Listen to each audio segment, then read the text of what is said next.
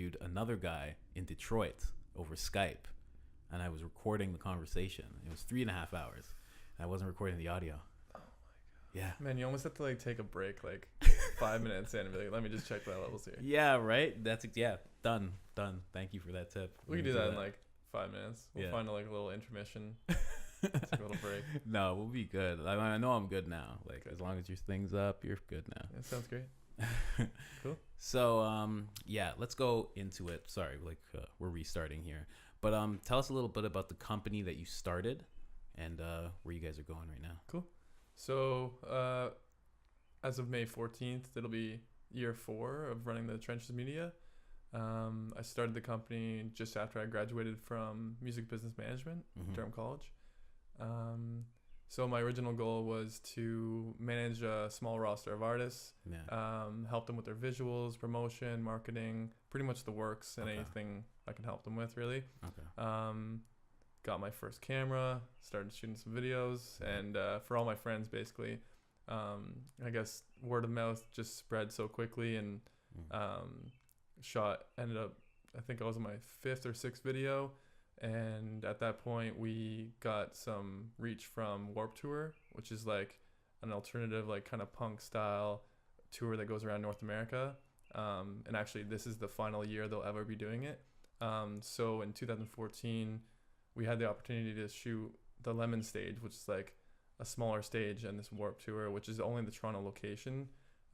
So we shot that with a big team, and from then we got this big internet clout out of nowhere, and I wasn't ready for it, but basically just kept getting gig after gig after that, you know.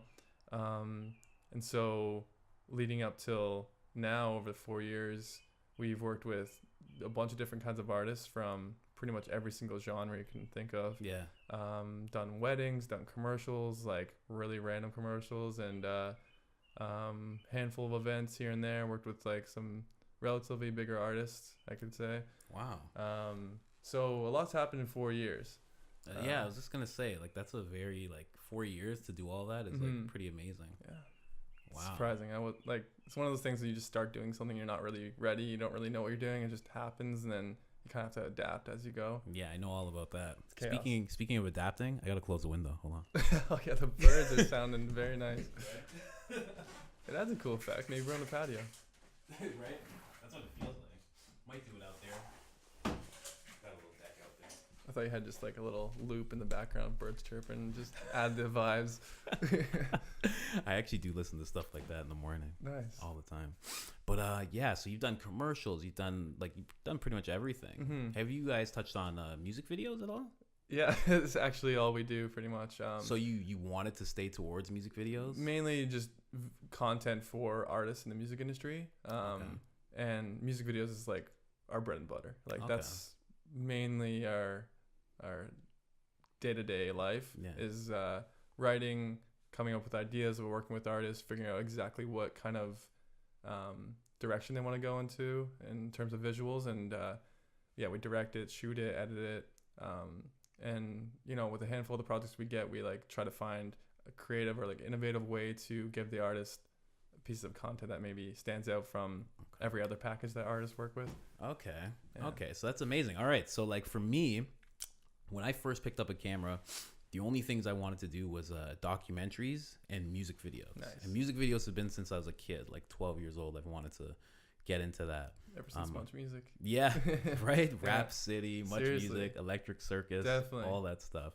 Made me fall in love with it. And I was just wondering, I've never got a chance to be a part of one or see one in action. So what's that process like for you, from like concepting the idea, if you are the one that gets to conceptualize it, to actually shooting, to like post? Yeah, so it's a great question.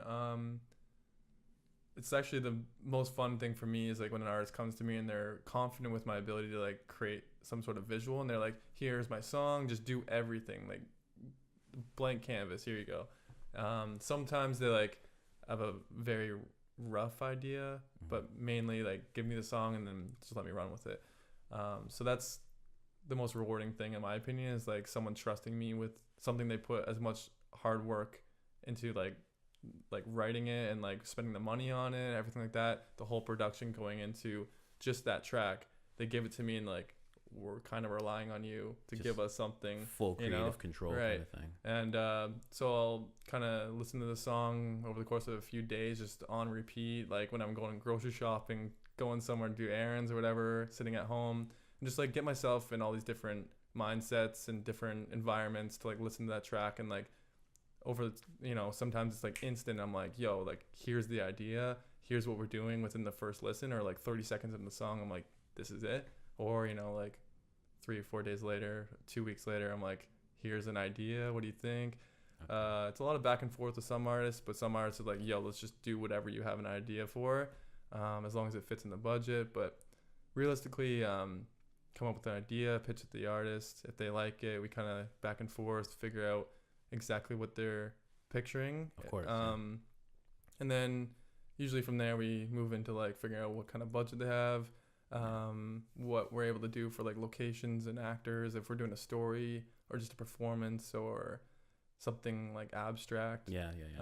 So we've pretty much done like, I want to say like a lot of different styles, but there's a lot more I really want to get into, and like messing with like things that don't even involve a camera or involve people or just abstract shapes or something like that. I'd love to like move into that direction and doing like really different style videos. So like music videos like that are completely just like abstract, like about 2 years ago, a prof from my program I graduated from, he has synesthesia, so he sees audio, like he sees music, he sees like when people are like talking, he like visually can see that out of the corner of his eye or something like that. Really?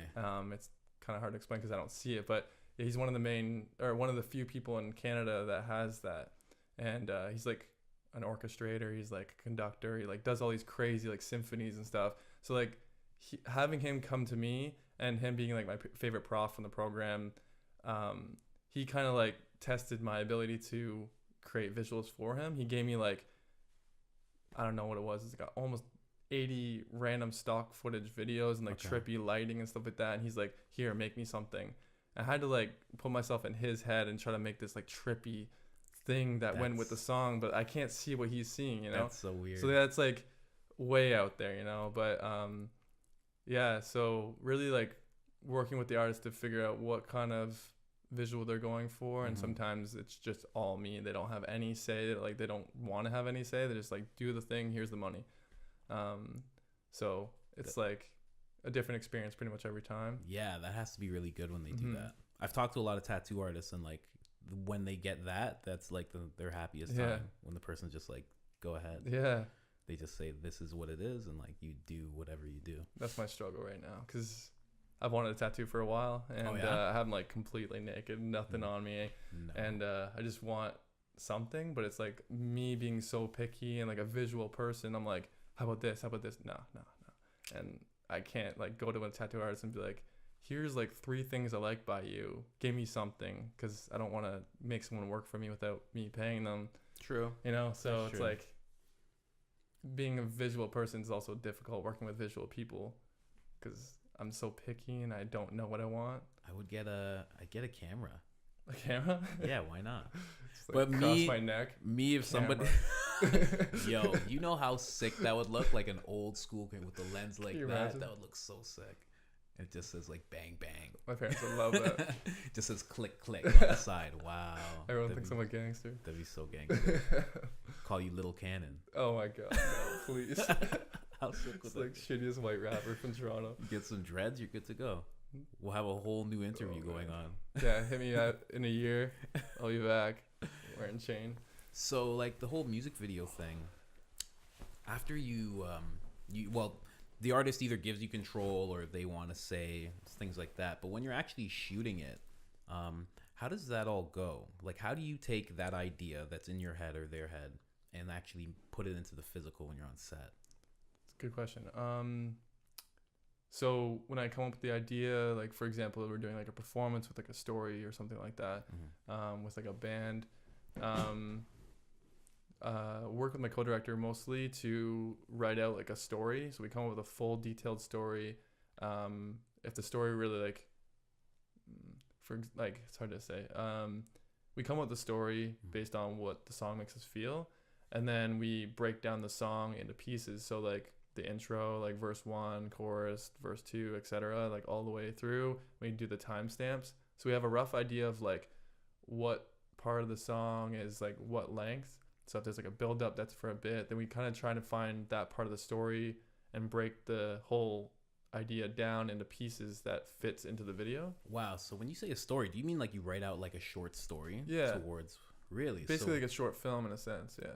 okay. Yeah. See. Okay, that makes a lot of sense. So you write it out like a short film, and then you take that short film and you bring it over to the song, and then kind of try and like piece it together in some way, but you're never gonna get it like perfect, because when you show up on set, everything changes like down to the speed of like that shot. True. You have to choose in post at that point if you're gonna slow it down or speed it up or like chop it down. So yeah.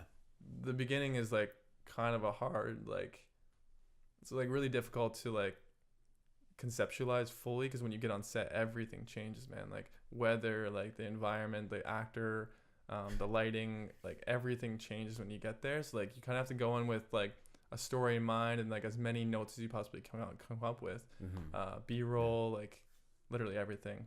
So then, like, I guess you can't be married to whatever you guys come up with. Unfortunately, too not. much. No, and like it's kind of a bummer sometimes. I feel like you come up with this idea and you're like so stoked on like certain details, like the guy wearing a certain thing or like a girl coming in and doing something. But when you get there, it's like there's no possible way we're getting that shot, and we have to cut it out or like find a way to do something different. But when you get into post, like, all right, well, I guess we'll stick with what's going on set. So when we come in there with a full script, we have like a shot list as well as the story to back it up. So we have like, this is happening here and this is what the motivation is. And then shot from all these angles, or like lighting changes or lens changes or whatever. And then you kind of just hope that this script is going to apply when you get on set. Unfortunately, because we're busy and like a lot of the projects are kind of up in the air with like locations, it's hard for us to go and scout the locations every time. But when you get to like bigger projects or like more professional, you're pretty much going to location every single time, like scouting it. We don't always have that luxury because some of our locations are like outside the GTA. Of course, yeah.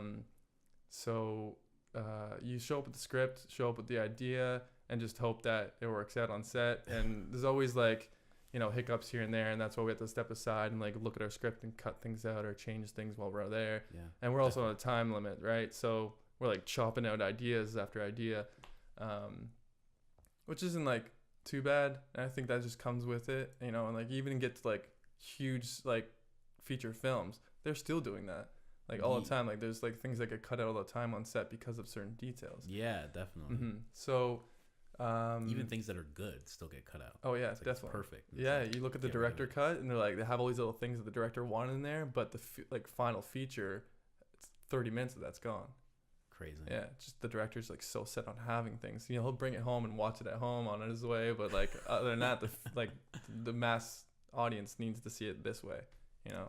True. So film is like completely different from the first draft to the end. Like so many things change.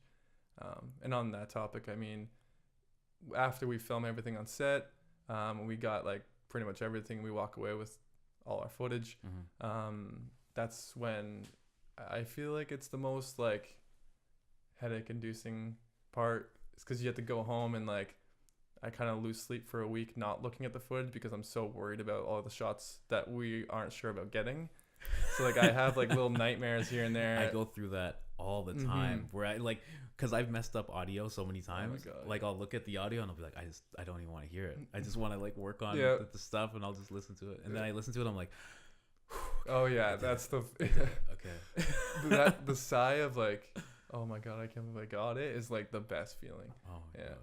So I usually spend like a week or two like loading all the footage into Premiere, which I edit on, of course. And just like kind of digesting all of it, going through it a bunch of times, and then put the track on to the timeline, and then start chopping everything up. And you know, it could take a month to 3 months sometimes just to get one draft done. True, that makes sense. I mean, so wow, yeah, that's a lot. Because like I'm just so interested in this process. So when it comes to like you have all that done, let's go back to the shot list. How do you come up with that? Are you doing it just based off of this short story that you written, or are you doing it based off of where you know you're gonna be? Like, how do you come up with that shot list of things? Like, how do you know what you have to get? So that's a good question. I think it's really just over preparing in the hopes that you can get that. Like, so, overshooting. Yeah, you always want to overshoot 100%. Like every single shoot you do, if you're not overshooting, you're not like shooting all the time and like getting random little things that you might not use. There's always ways to, like, if you're a good editor, you can fix up anything in post to like be usable pretty much to an extent. So you're going in there with like the main idea, then like a shot list of like front, back, side, moving, everything like that. You get all the variations you can, because when you go into the editing process, you don't want to have the shot before it be a still shot on their face, for example, and then the second shot's like the same exact angle and you're supposed to be cutting to something else.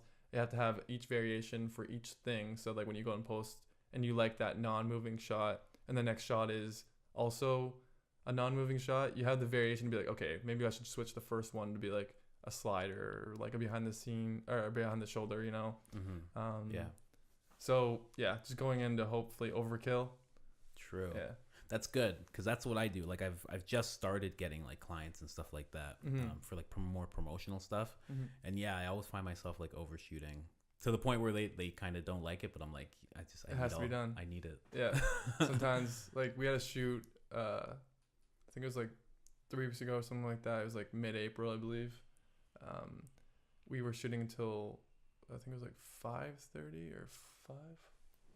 Like 5. It was about 5 or 5:30ish. So when by the time we got to the end of that, we have like some behind the scenes footage of like a band member like laying in the corner like, can we just finish this? Like, I'm so tired right now. And it's like, yeah, man, we're almost done, but like, you know, we're shooting all day and like you have to. Yeah, right? You have to, man. And because the location's like an hour and a half, 2 hours away, you can't go back. That too. There's no going back. You can't go back and like get the same lighting, get the same settings, everything like that. Yeah. Even your hair's gonna be different, man. Yeah, exactly. Yeah, I've experienced that because like a lot of my clients are like out in Waterloo and like Stratford and stuff, and it's like I don't even want to go back. No, I don't want to go there in the first place. Yeah, exactly. Right. So it's just like, geez, man. Okay, so then figure out how to cure that. It should keep going. It should. Something about Canon for some reason. Maybe it's a setting or something I got going on. It's like I had the same problem. I had the same camera. It should be. It hits 30, and then the clip gets split. See, for some reason, it's doing that at 15. At 15 minutes, it shows like it says a little message that it split it. It's gonna split, and then it shouldn't stop. It should just keep going. After the 15, it doesn't. But once it hits 30, it just stops. We'll take a look at that after. Yeah, definitely.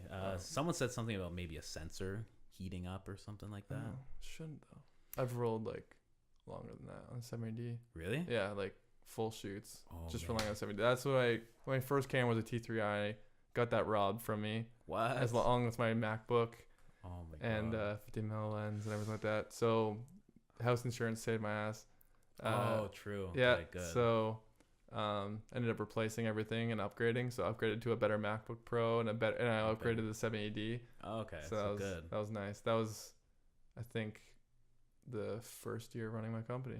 Really? And yeah, that was like a deciding thing. I was like, if I'm reinvesting all this back into equipment again, I have to be doing this. Like, I have to commit to this. It's like my parents gonna kill me. Yeah, right. Got stolen again. Sorry, guys. Yeah. That's crazy. First year running it gets raw. Anytime I think of like this equipment in here and like if any of it went missing, I'd be like, oh my god. Yeah. House insurance, man. Right? So yeah. It's funny. I actually got that, so it's good. Pretty happy about it. It's worth it. Yeah, it's definitely $8 or something. Yeah. So back to what we were talking about with the whole editing. Yeah, editing process. So you're pulling that into Premiere, you said, and sorry, I just interrupted. It's okay. Yeah, I mean, putting everything into Premiere, chopping it all up, and basically just like shaving off pieces that I know I won't use. Line up all my B-roll, line up all my story, and like how I think it's gonna go down. If anything catches my eye right away, I maybe like edit that clip, make it look nice, just so for the future it's easier. But essentially, just laying everything on the timeline and like that's another way for you to kind of digest it again. So you put all those chopped up clips together, so you're not going clip by clip in the full thing and seeing all the errors in the part where we're waiting or retakes and stuff like that. You have everything laid out right there. Okay. And then you watch it all again through. And so I think the hardest part for music videos, for example, if you have a performance, is everyone, like all my friends who do video always have this issue, and they always ask me how to do better at it.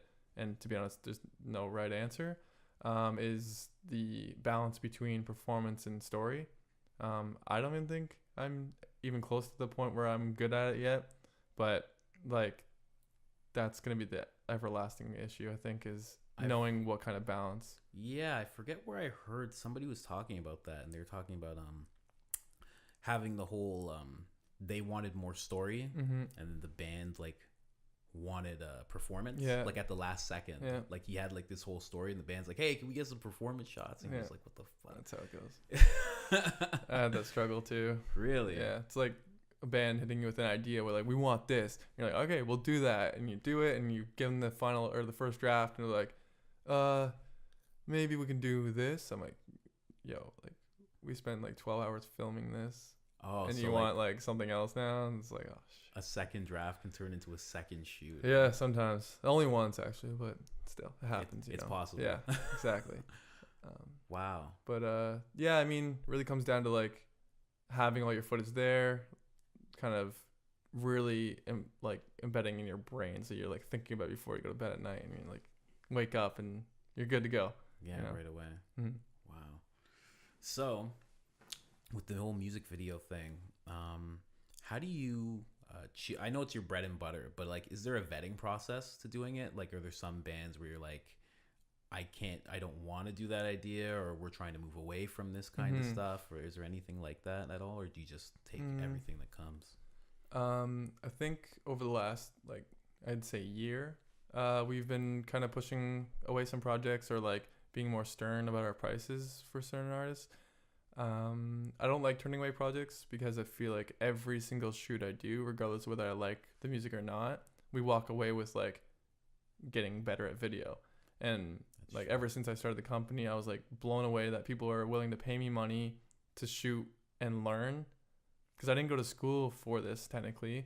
So it's always just me doing and learning, and then eventually getting paid to do and learn.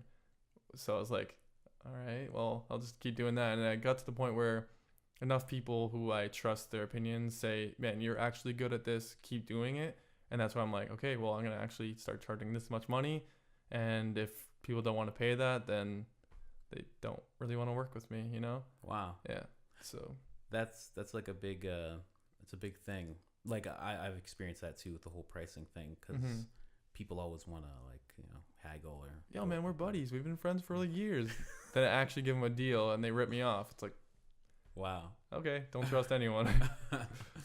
So, like, what have you found that's done since you got more stern? Has that attracted more serious artists? Definitely. Yeah? Definitely. I just noticed the more stern I am at my price, people are like, if they're like, okay, that's too much, we'll come back to you in a few months, that's fine, you know? And then some people say, yeah, that's fine, like, we'll chip in an extra whatever amount. And it definitely adds, like, I wouldn't say an illusion, but like an idea of like professionalism, and it shows that like, yeah, I already have enough projects on the go right now, and if you say no, it's like, that's fine, you know, okay. I'm still gonna live. Yeah. So I feel like when it got to that point where like I knew I'm always gonna have gigs, it's weird that I'm even talking about this. It's hard to like believe it sometimes, you know, being booked like all the time, and like, yeah, you got it, like you're ready, you're good to go. That's good. So I feel like when I finally had that, not the confidence to say that, but like the acceptance, like when I'm like, yo, 100%, this is real, like, and if people want to work with me, they'll pay it. Not to say that I'm like some big shot by any means, but in a sense of like, you know your worth. Yeah, you feel like you know your worth, and it's just how it goes. I feel like you got to be stern. That's good. And it's good to hear that, because like, yeah, because as I don't know about other creatives, but like as one myself, it's like hard to be stern with that sometimes, because you do want to be booked all the time, and like you feel like, you know, if you say no too many times, all of a sudden you lose those opportunities. And yeah, it's but I guess it all works out as long as you keep pushing. Yeah, I mean, all the creatives I've ever known, people, you know, it's hard to believe that you're charging money for what you're doing. You know what I mean? Like, it's hard to remind yourself that, like, people are paying for your artistic view. Yeah. You want to put that in the quotations, I guess. Yeah. It's just like, and like people who, the money is almost like the reinforcement of saying like, yeah, you actually are doing something that people are willing to pay. And if there was no money involved, no currency, and it's like a trade thing, I feel like a lot of people's confidence wouldn't be anywhere near it where it is. Like, if I wasn't making a living off what I'm doing, I don't think I would have the confidence to hit up big artists and say, hey, I'm good at this, let's work. You know, it just reinforces everything you believe in or everything you don't think you're good at. You know, someone willing to pay you for something, you're probably decent at it. Yeah, I've never heard that view, because I mean, as creatives, we're always like the starving artist view. Like, you want to go for the starving, you know, like, but yeah, money should reinforce your confidence. 100%. Like, just in terms of like validating what you're doing. Yeah. Definitely. Yeah, like my parents can hype me up as much as they want, but they're not paying my bills. Yeah, it's true. It's true. That person that gives you that check is going to be like, that's a little more solidified. Exactly, yeah. True. Never thought of that. Hype doesn't pay groceries. Yeah. Man, I just had like this serious case of deja vu. That's amazing. Maybe I'm supposed to be doing this. If I ever got paid to do this, I'd fucking lose my shit. That's the next level, man. Get some ads going or something like that. Yeah, you know? right? It'd be fucking wild. It's only a matter of time. Yeah. When you hit 500, I'm surprised if you won't. There you go, right? Like 500. That's a huge number, man. Yeah, that'll be some shit. It's more than a year. Yeah, definitely. It's crazy. Yeah, it's going to be a while. It's all right, though. Get to meet people like you on the way. So from music videos to commercials, what transfers over? Because I know it seems like your first thing that you guys were doing were music videos. So what skills have transferred over in terms of planning and stuff like that? Just like what's transferred over to help you in the commercial world? So I'd say music videos obviously gave me that comfort to like just keep shooting, keep working with artists, because I'm like, I become friends with them first, and then we go out and like shoot something, and then they are really lenient about when I give it back to them or what I'm giving to them and stuff. So it kind of like made me feel confident working in my own little I guess bubble of whatever you want to call it. No, I know what you mean. It kind of opened me up to being able to understand more of what I need to be improving on the music video side of things, and like kind of understanding how to go about researching to get better. I think the number one thing about, in my opinion, getting good at something is learning how to research to get better at it, because you don't know what you don't know. Of course. So in order to understand how to improve your angles or your lighting or anything like that, you almost have to have an idea of what to search for, because you can't just search how to get better at lighting and all your answers are there. They'll have some tutorials, yeah, but in the long run you need to know, okay, why am I getting this glare, or like why is this doing this, and understand how to fix it. So the music videos really had me in that comfort zone and be able to like improve my skills to the point where I felt confident to do a commercial. And I know that going from doing music videos to corporate, you have to just amp up how clean the shots are, how like steady they are, and like the lighting has to be super like clean or whatever. There's really no right answers, but you need to, like I said, do enough research to know what that audience is looking for. So doing my first commercial, in my opinion, I don't think it worked out very well, and actually I think it got released, but it was an underwear commercial. Oh yeah. So like I did a few smaller commercials for like some restaurants a long time ago, but I wouldn't consider them like full ads. It's just like social media content. So my first ad was this underwear commercial. Brought up my whole crew. Definitely not enough pre-production. So I guess that's a really bad example. But overall, I think taking from the music videos to the commercial side of things, I got better because that underwear commercial failed so badly. and it kind of like made me rethink how I'm moving into this field of corporate life. So it wasn't until about 8 months later, which is actually like less than a year ago, I had some bigger clients from the Kawartha area. We were gonna do some commercials for like a physiotherapist and like some real estate. So I brought my team together for that, and luckily at this point I met up with my now roommate, who is like an audio wizard for audio recording. And so he's like a great producer as well. So I put my team together. We went out and filmed for like the Pulse Physio, is like a physiotherapist in the Kawartha region. And having my team there and like my skills honed and like all my equipment upgraded and like really knowing what I needed to do. Yeah. From my experience with music videos and understanding that like we have all these stories where it's like a super washed out, like kind of corporate vibe of the story. I brought all of that into my commercial life. Okay. So it was really like comes down to the producing side of things. So you have to like, really know what to ask, and you know, you're not an expert in that field. So it's like you're taking all these random skills and putting them into one thing that you're not sure about, essentially. Yeah. I haven't had to do commercials, but I've had to work with like doctors and stuff, and like they'll be going over a script, and I'll be like, I don't know what's important I don't know here. any of this. I'm like, you have to tell me what the important thing is. Yeah. It's very, very. It gets difficult. Definitely. But how are you finding that? Because for me, as I started doing corporate stuff, like I always wanted to do like the real creative stuff, but like I started in corporate and like I'm trying to move away from it. But how do you find that whole, like from corporate to doing the music videos and everything? Obviously the corporate world is like a little more tighter, I guess. Yeah. And how are you finding that, going from this more relaxed world to this sharper world that you're talking about? Is it helping you, or do you feel it's hindering you creatively? It's a really good question, actually. I feel like it's helping me because I wouldn't say it's hindering me at all, to be honest.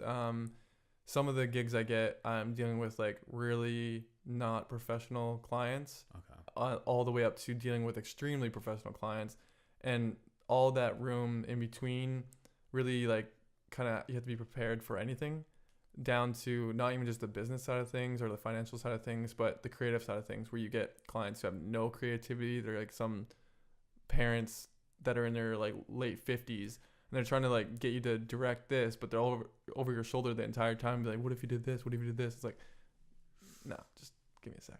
That sounds horrible. So I get the same thing with artists though. So you get it in both worlds really. And I think it helped me a lot because you have to hold yourself differently than you would if you're on set with a musician, for example, because some musicians come in, they're like laughing with you and joking around the whole time or just messing around, or they're like baked out of their mind. Yeah, I was gonna say, and you're just like dealing with some drunk guy. Yeah. And it's so much easier because like you're like buddy with them, and by the time they've trusted you to shoot their music video, it's a different thing than a commercial, in my opinion, where it's like corporate business and clean cut, and some are nice, don't get me wrong, but you're almost changing the way you're presenting yourself on set as well as the way you're thinking about your shots. It's a lot of the creativity is taken away. I don't, in the business world is really taken away. And as much as I want to say there's like amazing commercials out there and like they're really funny and like down to earth and stuff like that, there's huge productions that go in, like pre-productions that go into these funny Doritos commercials. Yeah. Where, like people were getting Doritos poured all over them on the bed. Like there's so much pre-production that goes into that, make sure that it's PC and it's like going to hit the biggest audience, the right demographic, everything like that, right? There's so much research that goes into those commercials than I'm personally ready for. I'm just like a director who can like, yeah, I can shoot this, I can get that idea for you. Yeah. But I don't have a team of people who are like research analysis, like to check in on like every single shot's like perfect to hit that audience, or like color scheme and stuff like that. It's like, I hate that. You gotta be a genius. I wouldn't want to do all that. I love it, but I just feel like if I was gonna put that much work into something, I'm probably not gonna be able to eat. It's like so much work to like get the perfect thing. Yeah, if you're going by like shot by shot, like you're saying, I didn't even know that was the case with commercials that they go into that much. So much, man. Every second, like you get 15 seconds going Super Bowl ad, man. You got like 30 people in one room like writing shit down. Like you got to be like killing it because there's millions of dollars going into that ad. True. Right, but there's also millions of people seeing it. Yeah, man. Commercial world sounds pretty. Yeah, so I would definitely say sounds like there's pressure to it. So, sorry, what were you saying? Oh yeah, just like, yeah, there's definitely pressure in the corporate world because it's like, well, same with music, you know, but it's a creative thing. So if you have a jittery shot or like a weird coloring shot, it makes sense. Like someone's gonna sit there and be like, I don't really like that shot, but the director probably knew what he was doing, so whatever. But with corporate, it's like, if 300 old ladies don't like that shot, that's a huge portion of your demographic. If you're aiming for like adult diapers, you're screwed. True. Very true. All right. So, what else do you guys touch on? You've done the music video thing, the commercial thing, some weddings. So, weddings. I actually have to do a wedding. Oh, so, is shooting video? Yeah. Are there any tips you can give me? Because I'm actually doing that like on the 20th. I believe. Oh, really? On your own? No. My buddy has a photography company and he wants some video. So I'm gonna be there along with another videographer, I believe. But I'm a little scared of weddings for some reason. It's very intimidating. Yeah. I shot 2 weddings under the company before last year, where I started getting hired out by a business partner I have. Like someone who hires me, really. Yeah. And I did like, I want to say like between like 10 or 15 weddings in like 1 year. In 1 year? Yeah. So like one summer up until like recently, actually. Yeah. Probably about that. So they're all different kinds of weddings too. So based on the background of the wedding, it'll change a lot, Of course. Yeah. Yeah, that's true, right? Because if it's one culture, it's going to be one thing. And if it's another, it's going to be... And then if they just decide like this theme is happening, it could be... Yeah, the weddings we do, we typically have like 3 cameras, video. Okay. So it's a lot of coordination. And with the wedding, like it's very intimidating because you don't get a second shot. You can't ask the bride to walk down the aisle a second time if you miss that shot.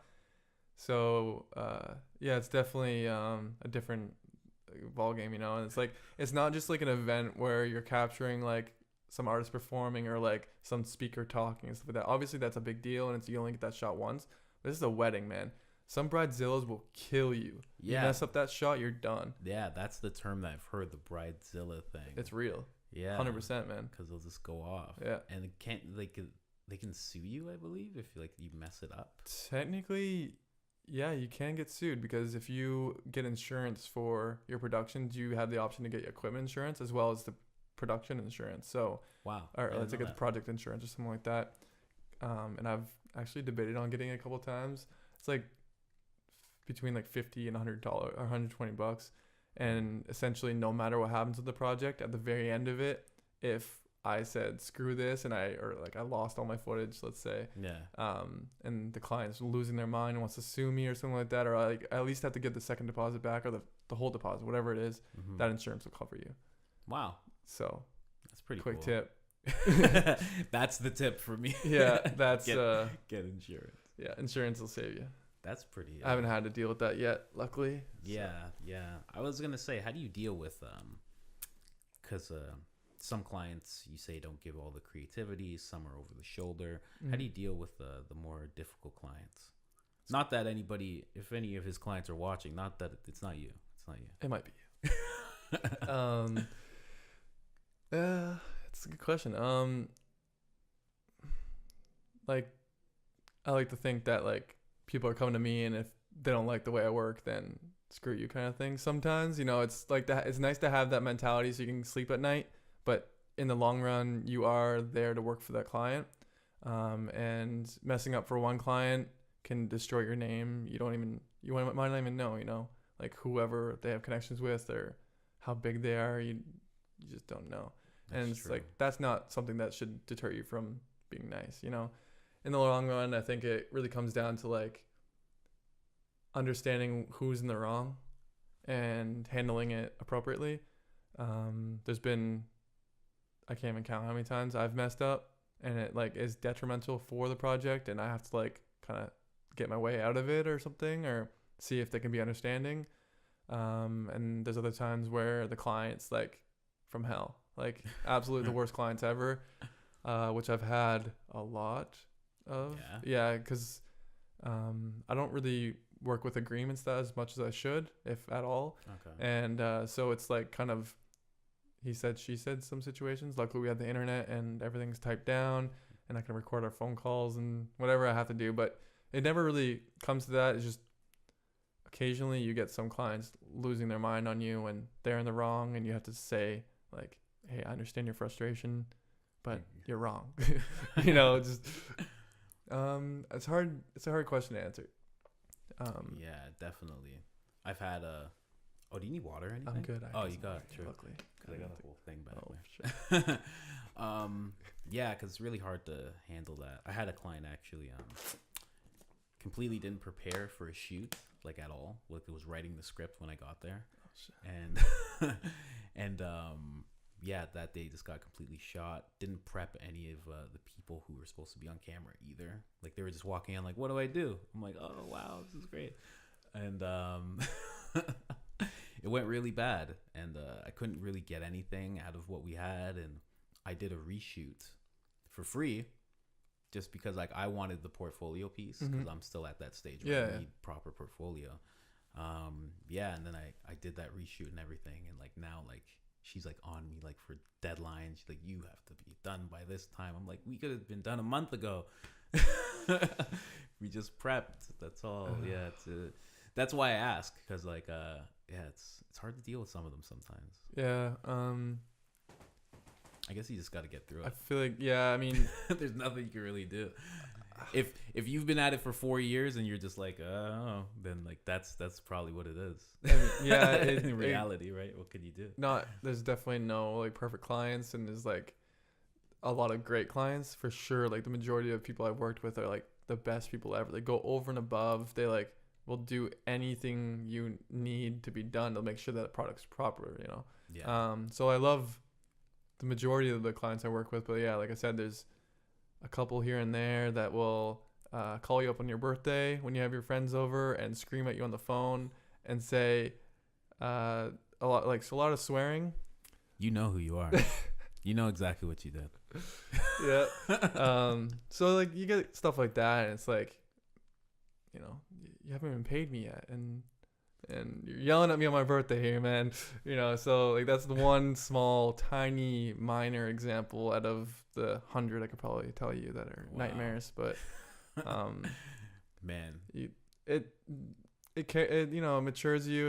It adds some character. You learn more about yourself and other people just from having those altercations. Especially the ones on set, where you are like, you shouldn't be on set because you're so sick, and you get the actress screaming at you on set, and you tell her to leave. Oh man. So you get situations like that, you know. You tell her to leave. So you're done. Get out of here. Pretty much. Wow. So those are two very small examples, but it happens, man. It happens. Everything happens, man. And like I said, it's only the first 4 years. Imagine like shooting in like California or something like that, and you get that's true. Way more professional people who have been doing it longer than you, bigger than you. But also you'll have a lot of like, there's a lot more people out there. So many people. There's so many that like you'll see so much more. Exactly. You know. Yeah. That's really cool with the clients. It's the beauty of the city, man. Like you, especially in Toronto, like you get the most outrageous situations, man. Like yeah. No, I only just moved out here in January, but yeah, it's a lot more diverse. I'm from like Richmond Hill, Thornhill nice. area, so yeah, it's a lot more diverse here, and the people are a little more open. 100%, man. Yeah, much more open like, to things. You know? The amount of things I've seen, like being outside of Toronto, like people are so like, nope, I don't want to see that at all. And you see these old ladies jaywalking by like a drug deal, you know, and they don't give a shit. Yeah, it's crazy. Yeah. So I actually wanted to go just back because I noticed that you took music music business. Yeah, music business. So in school. yeah. And as soon as you were done, you started a video production company. Yeah. So how did that happen? Like, you were in for music, so Mhm. obviously there's a love for music there a little bit, Yeah, definitely. and that's why you stayed towards music videos, I Uh-huh. assume. Yeah. Okay. So I guess my the program was 3 years, so like 2 with an optional third. Okay. I stuck around in the city for 4 years. So in the last 2 years of being in Oshawa, I had a camera and I was just like shooting some videos for my friends. I'd like take portrait photos for them, like follow them to all their shows and just like shoot all the time, always editing. And like that's when I had to drive big time. Like obviously I still have to drive, but it was one of those things I was like so new to it. I was so excited that like I would go and shoot my friend's show and then come home that night at like 2 or 3 in the morning, still wired, maybe a little tipsy, and just edit all night. And by like 10 in the morning, I'd send them something and they'd be like, what the hell, man? We just had that show last night. Like, here's your video. Wow. So that was like the last 2 years of being in the program, and then the final year of being in the city. So I was like just picking up my camera and always shooting for my friends and getting that experience. And like I always knew I wanted to. I don't think I always knew I wanted to get into music videos, but I was always obsessed with music videos. Like all my spare time is always looking at music videos and analyzing them. I grew up, like we were talking about earlier, a Much Music man. Like me and my brother every morning and like evening, you know, always watching Much Music, always watching music videos. When YouTube came out, and like my life changed 100%. Because now you could pick. Yeah, man. Before at Much Music, you had to just watch whatever was there, and now you could pick. That's why Much Music died so fast, because it's like everyone, whatever you want, it's on YouTube, man. And so I guess over the course of those years of like practicing and just like messing around with my friends and always being obsessed with the music industry and like where my friends are at or what artists are up to, and like watching the local bands music videos and stuff. And you know, I think it just over the course of those years developed into, by the point where I graduated my program, I had I think 2 or 3 music videos under my belt, and those are like local friends, Lint, Cheap Date, Bohemian Grove, shout out to you guys. There you go. First 3 music videos ever with those guys. And you know, as soon as I graduated, I was talking to a couple people. I met someone who's a graphic designer, and that was kind of a fluke that we ended up connecting. I really don't remember how we did. I think I was just looking for a graphic designer to start collaborating with and help me out with some stuff. And we we were having a long phone call one day, and we're just like, so we were just realizing from that connection that he does graphic design and I do video and photography, that like we can do anything for an artist, like any kind of visual, like down to branding, their social media, video content, live shows, literally anything. And so we're both passionate about like the idea of starting up companies or starting up artists like from the ground up. Yeah, definitely. Getting all those like local artist content. We knew obviously our goal is to get bigger artists, but of course. I guess the main kind of thing we agreed on was that, like I said, we want to help out people and get them started. And since we were able to do literally all the visuals, social media and stuff like that, we were doing that for artist after artist. We got probably like 7 or 8 under our belt for doing their logos, their branding, like all their visuals. And I guess technically right before we started doing that, we needed like an alias, like we needed like some sort of brand. Of course. And we just, there's nothing military related. I just want to put that out there. It's just like the trenches is like the idea of like digging that like hole and like doing the groundwork for people. And you're really doing like the grunt work in a sense. You're down in the trenches. Yeah, man. And like definitely. That's where it's most legit. Like that's where you're like front lines of doing anything, man.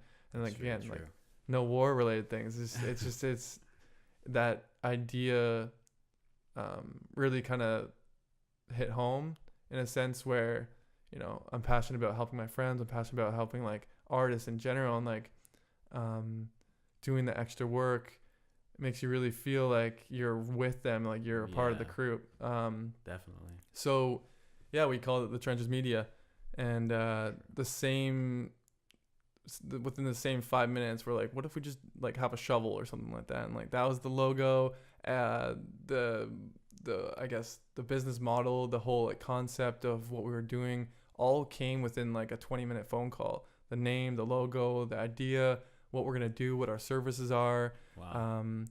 And we launched it like the same day. Well, so that was like just after school. This is technically within the same like 3 weeks of graduating. Oh yeah. Yeah, so like I think I graduated like the 3rd or 4th week of April, and then started the 14th of May. Wow. So it's basically like while you were getting that education, another education was happening. Essentially, yeah. The It's whole like, time. and I guess on that note, my main program was music business management, but I took a couple courses on the side. There was one, it was like audio for film, and then there was another one that was like lighting for film. So I had like a great like liaison, or I forget what they're called, art, a little prerequisite, I guess we could say. in a sense, yeah. So kind of took those things on the side, Yeah. as well as my program, and then just went right into it. Wow. That's so cool. It's like, yeah, you went through that and all of a sudden you got this other education. You're like, let's just do that. It was nice to have the music business thing on it, because like having that background, it's not just a business course. Business is great to have for any industry you're in, Of course. but the music business specifically, I learned more about what artists need, like ways to succeed as an artist. Essentially, really everything I needed to know to assist an artist visually. I could do anything on the side, like helping the marketing or like, managing them if I wanted to, but my main focus was the visuals. Yeah, I was going to say, yeah, you have the background. Like, you probably know how to manage somebody. Mm-hmm. So that's how it's actually helped. It's helped you in terms of like working with artists. You actually know what they need. Yeah. And like you have like a whole you actually have like a manager's understanding. In a sense. So it must be like real easy to I don't want to say build rapport, but much easier to like get along with them and Definitely like, be able to do what they need. Yeah, Because like I couldn't even think of what an artist would like need. Like, you know what I mean? That doesn't even go past, like, I can't even think of that. Yeah. Like, I think of doing music videos all the time, but I never really think of the artist. I always think, anytime I think of a music video, I tend to think of it without the artist in it. I think of like a story that doesn't have anything to do with the artist. I feel that. And like it really comes down to the artist, right? Like if it's their first video ever, I always recommend putting them in it, because the face branding, Okay. the brand the face right away, and then get into some stories, but it all comes down to the artist. True. So yeah, the first one should be just straight up them, like a lot of performance, I guess. That's what we call that? Yeah. Right. Getting familiar right guess now. you could say that, yeah. Learning some lingo. Yeah. Performance. Mm-hmm. True. So weddings, I assume that you're staying away from weddings right now, or it's just if I get them, it's just source of income, really. We don't promote it. Well, actually, it's a lie. We actually just released our first wedding as promotional material. Oh, really? So we actually less than a few weeks ago, we released the corporate side of our website, and for the longest time I was so focused on like only music, only entertainment, and like if I was gonna put any corporate stuff, it was like maybe we'll share it from the client. Yeah. But I'm noticing more and more that like people in the music industry also appreciate the fact that we are able to do corporate work, because there's so many guys and bands that are like working for a construction company or like getting married next week, it's like they need to know we can do that stuff too. So that makes sense. That's actually really good. Yeah, because I mean, it's just to see any kind of diversity works, right? Like even like an artist might see it and be like, I want to do like a office type of video where I'm in a suit and stuff. And it's funny, we're actually doing something like that right now. Really? Yeah, we just shot an architect firm, like full on architect firm, and really like massive like room with like cubicles everywhere, and it's like my dream job, but I shot that. We're gonna be going back there in a couple weeks to shoot part 2. That's pretty cool. Yeah. How did that come about? So I guess this is a good example to tie into how I come up with my videos and give you a good example right now. Okay. So the artist, kind of like a clean, like kind of progressive, like metal band. They had the idea, like this song's all about like, the industry, like the world, like kind of showing us one thing, but it's actually being another. So like the overuse of like Photoshop on people, like, for example, like models. Age of spin kind of thing. In a sense, where everything has to be a specific way. So like if I'm putting a picture of a model on like a champagne magazine ad, she has to, like, the model has to be perfect, like everything, like down to like photoshopping anything that's like wrong with her, eyelash, and yeah, literally everything. Like they have like a mole here or something like that, that's gone. Yeah. And it's like that's all fake. And like what is important that's coming out now, and that you hear in like a lot of different industries, especially like music now, is like people want to bring the authentic vision back, like and so that was the whole idea of the song. And so we kind of listened to the song a bunch of times and kind of digested it, try to figure out what they're going for, read the lyrics, listened to the concept a bit more, and we came up with the idea of this like fake company that has like all these cubicles and stuff like that, and their job is like media, for example, not like in depth of like what the company is all about, but it's essentially these people applying for this job, and one girl gets it, and then when she is accepted, like she accepts the job, she finds out that she has to get like plastic surgery in order to look perfect for the job. She has to conform. Yeah, basically. so she has to conform, and you see all these people like in this office. You're going down the cubicles, and you see these people working on laptops, like fixing someone up that looks already really good to make them look like robotic drone good, you know. That's so cool. Messing with that whole idea, and like her wanting to escape from that, like realizing how messed up everything is, but you know that's what's happening like every day, like in Toronto, for example, like downtown, like that shit happens every single day. Yeah, definitely. You're not cut out for it because you're not this height or like this thin or this good looking or whatever. And it makes sense for the industry of like modeling and stuff like that, but like I feel like if all that never happened and it was like there's no perfection involved, everyone would be so confident with the way they feel about themselves. Yeah, we would base our confidence on something else, like our skills and like what we do and like how we are as people, personalities and everything, you know. Yeah. But it's a perfect world. That's a really cool idea. Yeah, really cool idea. Thanks. When is that going to be done, you think? Probably in a month and a half or two or so. Yeah. We've only filmed the performance, and now we're gonna go back and film the story. So you do it like that, huh? We normally do it all in one day, but with this, it was just like too hectic. We needed a lot of performance and people available for the story and stuff like that. Just couldn't fit it all in. Yeah, just a lot of extras. That makes sense. Yeah.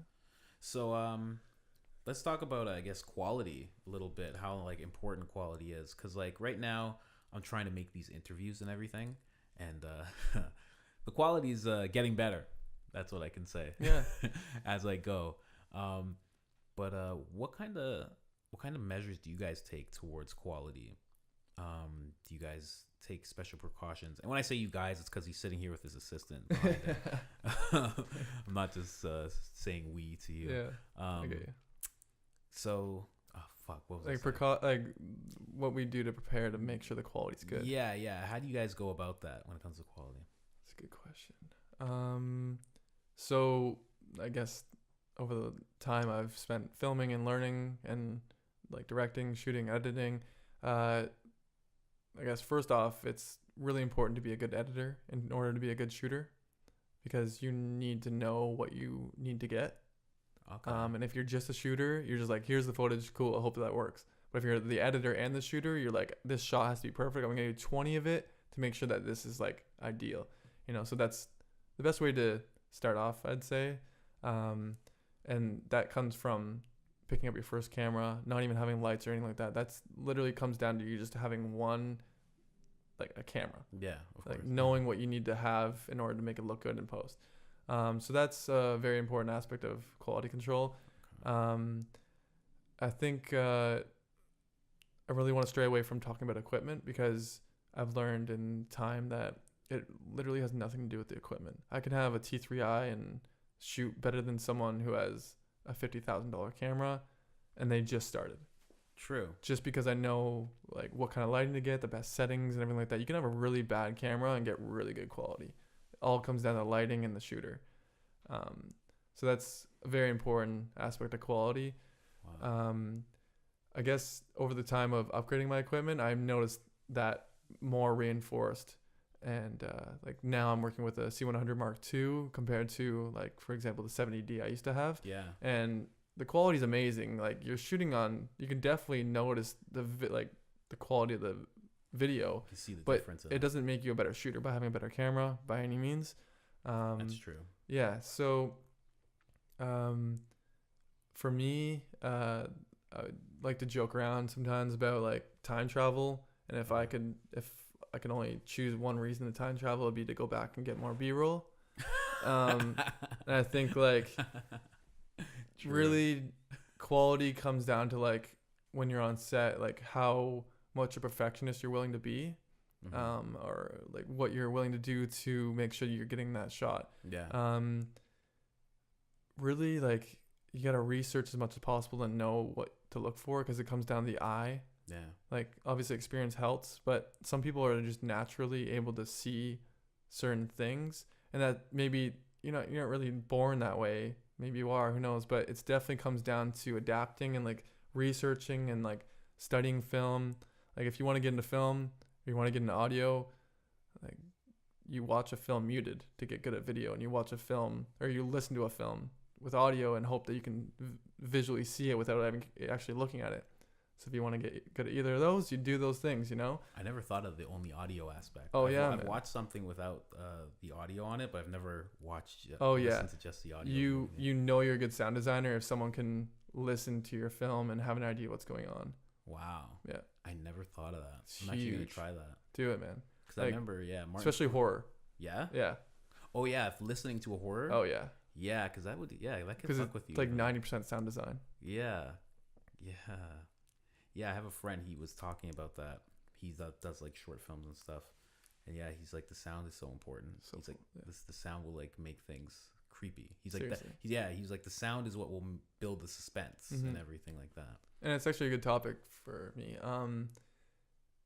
Up until I started working with my audio guy, Adam, who's now my roommate actually. Okay. I've like always done music videos, and even with my commercials, it's like, here's the track I'm probably going to use. I'm going to edit the video to the audio. And I've always been like that, especially like I said, working on music videos, that's all you have. You're not thinking about like room noise or like trees blowing or like thinking of any sound design at all. It's, here's the song, and that's the only audio you're getting. Maybe they'll add like an intro of audio and an outro of audio, who knows, but the main focus is the song. So I've been trained and obsessed, and like my brain revolves around adding video to audio. So when I start working with my audio guy, who is the complete opposite, and he learned in school to take video and add audio to it, I'm like, dude, I don't know what to do. Like, he's like, I'm like, no, I need you to give me the audio first. He's like, dude, I can't. I need your video to do the audio. I'm like, what do I do? How does that even work? So yeah, I mean, he just forces me to get the video. True. And I just add the audio, or sorry, he adds the audio. It's like, there's no way around it. And like, I always try to battle with him. Like, if you give me audio, I'll make a sick video to that audio. But he's always like, how about you give me the video and I can make some sick audio to it. It's like, there's no winning, because it's both, you're creating something out of nothing.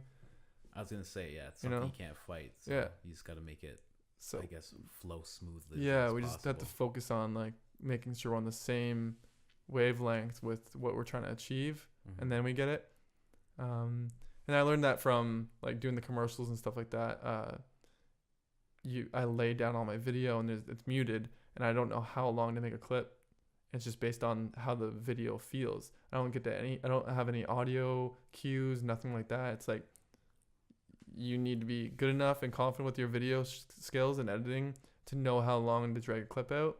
Yeah, I was gonna say, how can you know? Yeah, and then he'll either like, sometimes he'll add in the music or add in, especially the dialogue and stuff. He'll do all that and he kills it, and then we send it to his buddy, who will sit there and like make a song for us in like a half an hour, send it back, and it's like on time, and it's like with the video. I'm like, holy shit, man! Like, wow. I didn't even have a timing set up. Like, we don't have a time signature for the video. It's just, he has to make something for it. Wow. Right. Wow.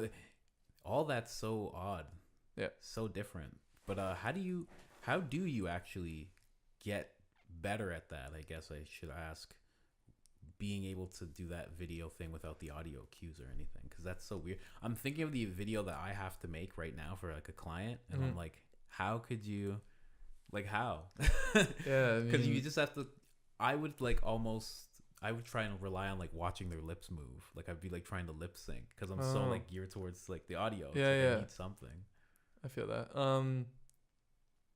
It's no really right answer other than just doing it. Yeah. Like researching and doing. And like most tutorials I watch, like people who do film and like do tutorials and stuff like that, there's a couple off the top of my head.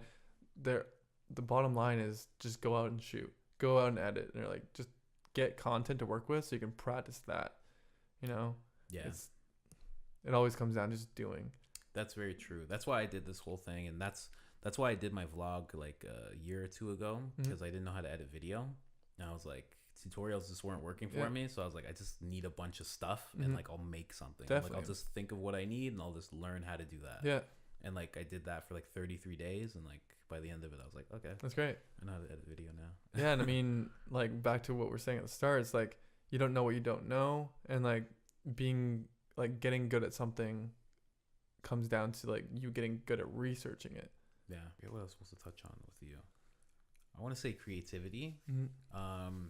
Just like where are you drawing your creativity from?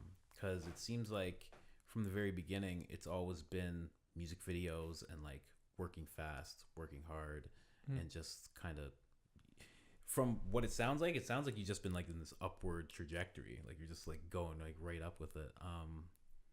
Yeah. So where are you drawing your creativity from, and how do you keep it going? How do you keep it flowing, I should say? That's a good question. Yeah, I mean, I'm always living in the future. Like I'm always thinking about what's going to happen next. Like I have a hard time living in the present. I think just the majority of my day, like every single day, I'm catching myself watching music videos. There's not like one point of any day where I don't watch one music video. And it's like a lot of my friends are into music, and a lot of my friends will always send me like videos here and there, but like I just live on YouTube and Vimeo, like especially Vimeo. Like, it's where the good quality is.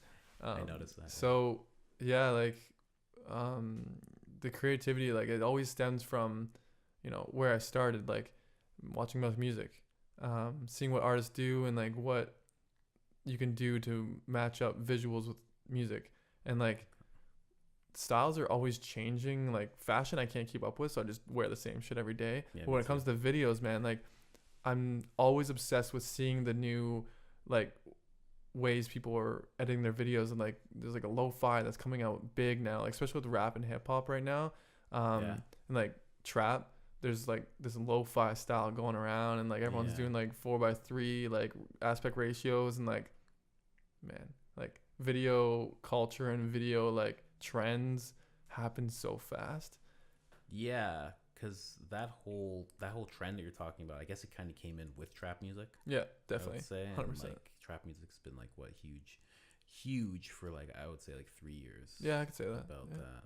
Like it's always been on the come up, but So you're saying like with trap coming in, it brought about a new style of video? But not even necessarily trap. Like there's like on the note of lo-fi, for example, that's been happening for a while, and it's like garage bands and stuff like that, and like garage music in general. And so when you say lo-fi, what exactly do you mean? I figured that you meant like low production kind of thing. Lo-fi, like huge production still. Like people are shooting on like the best cameras in the world, and then when they put it into post, they're like adding like a bunch of layers on it to make it look like an old camera. But you're still seeing the same amount of quality. It just has that like old school vibe to it. Like a film filter kind of thing? In a sense. Very 50 milliliter? Not a millimeter.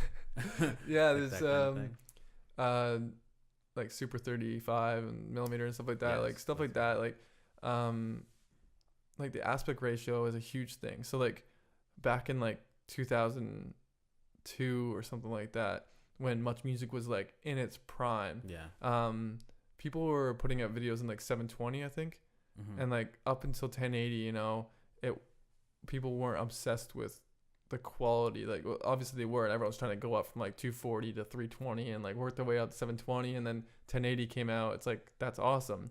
But I think everyone was so obsessed with going up in quality for the longest time, especially in the music industry, to everyone's racing to 4K. And when 4K came out, everyone's putting 4K in the description of the video, and everyone's clicking it just because it's like, oh shit, it's like 4K. Yeah. But it means nothing, man. And like no one gives a shit about that. But now with these like super high quality videos, you're seeing like these people putting it out with like the bars on the sides rather than the top and bottom. So they're taking it from like feature film, short film style to like old school dad recorded this. And that like lo-fi aspect with like the VHS kind of overlays and it's all grainy and like waves going through, like that's blowing up in like certain styles. Obviously doesn't appeal to everyone, but that's like a very small example of like trends that are happening in videos. And like you'll catch the wave very soon. Everyone's putting the putting the camera in the videos now. So like they have like a B camera and they're filming the director on this decked out camera. And then you see the artist off to the side and you're like, yo, that's sick. But again, that doesn't apply to everyone. And True. not everyone's working with a decked out camera to be like, yo, here's our main camera. Put that in the shot for a second. You know? I do that with mine sometimes. Yeah. Because I love them.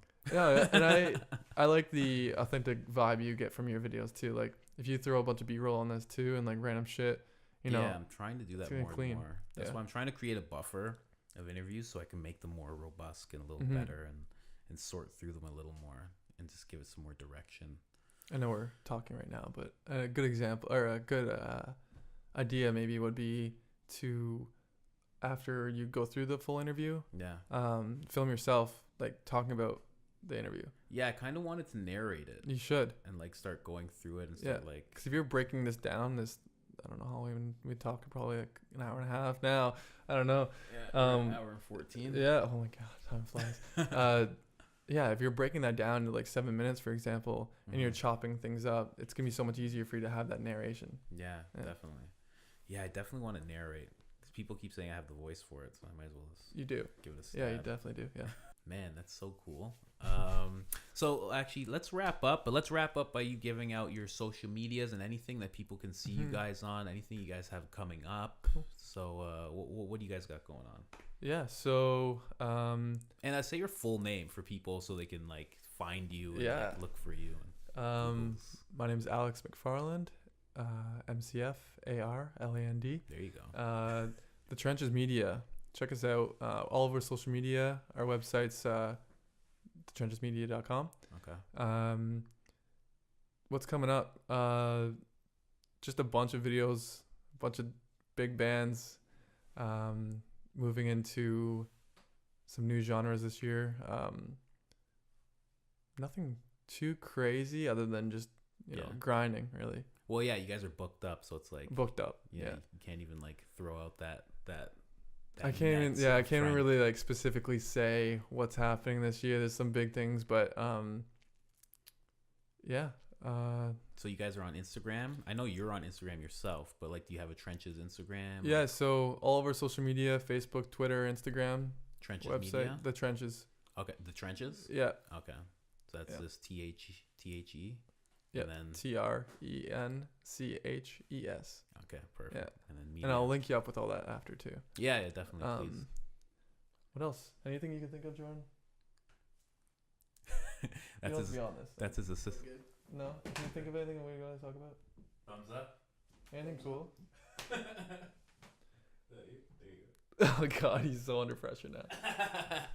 No, we're good. All right, guys, take it easy. That was a process. Thanks Have so a good much. one. No problem, man.